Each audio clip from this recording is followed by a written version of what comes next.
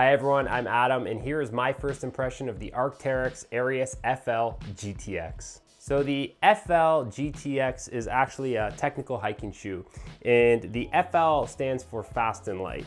And I have to say, instead of like some of the other gore-tex hiking shoes that I've tested in the past, this feels more like a training shoe or a trail running shoe. The footbed is nice and neutral, it's very plush, so I love that feel. And so when you're out and about, I found you can easily wear this throughout the day, and it's really comfortable as a commuting shoe, especially when the weather gets sloppy like it's been around here recently. Now it is gore-tex, so it's supposed to be waterproof and windproof. And the temperature around here has been unseasonably cold, so we've had quite a bit of snow recently. And so, walking through the snow, it just felt cold and nothing got through, and it was pretty cold temperatures. But just this morning, the temperatures come up a little bit, and I went through the trails with Bo, and the snow was pretty slushy through the trail. So an hour out there, I did notice that it was a little bit saturated on the upper, but there was absolutely no leakage that happened through the lining.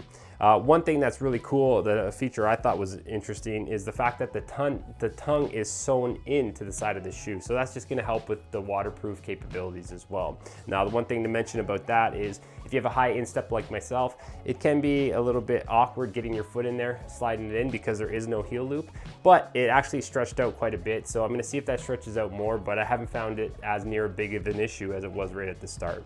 Now the outsole is comprised of a Vibram outsole, and it is Vibram's Mega Grip compound. So on higher temperatures, this is going to be a really sticky and plush compound that has amazing grip. What I've noticed about Vibram outsoles in the past, and in particular the Mega Grip outsole, is that when it gets down below -5 or so, -5 degrees Celsius, this outsole turns into a hard rubber compound. So it does get a little bit slick. I'm gonna keep an eye on that with things that come. I know this is not a winter shoe, but if you're wearing this in the winter in climates like where I am, where it gets pretty cold and it can go up and down really quick, just be careful when you're stepping outside, because you might find that it's sticky indoors, and as soon as you put it on outdoors, it turns into this slick surface. So I'm gonna keep an eye on that and see if that was a one-off, or if this continues to happen that way.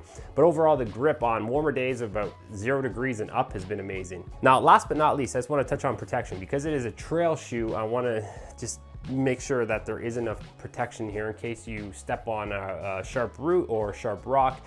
You want to make sure that there's good enough protection on the underside of your foot, the sole of your foot. I don't know if there's a rock plate in here, but I can tell you it is fairly stiff through the midfoot, so there is quite a bit of protection. The lugs are not super deep. I've noticed this as a trend with the Arc'teryx shoe lines. I don't know how the depth of the lugs, but I'll get back to you on that when I do the full review. But overall, it's pretty good. Mind you, I've had quite a bit of snow here recently, so it's a little bit of a cushion.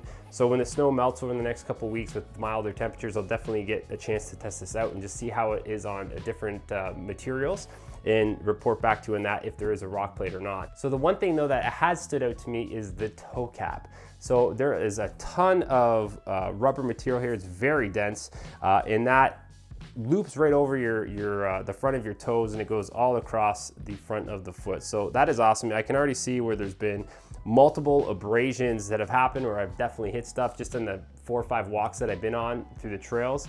And they're just little scuff marks, but it's not ripped into the material at all. So I love the fact that that's there, and I think that's going to hold up. So I'll definitely report back on the durability of these shoes, how they hold up over the next month or so in different conditions when I can test them. And I'm also going to report back on how waterproof these are, because at the end of the day, if you get a waterproof shoe, you want to make sure that it is waterproof, and especially if you're in climates where you get a ton of rain.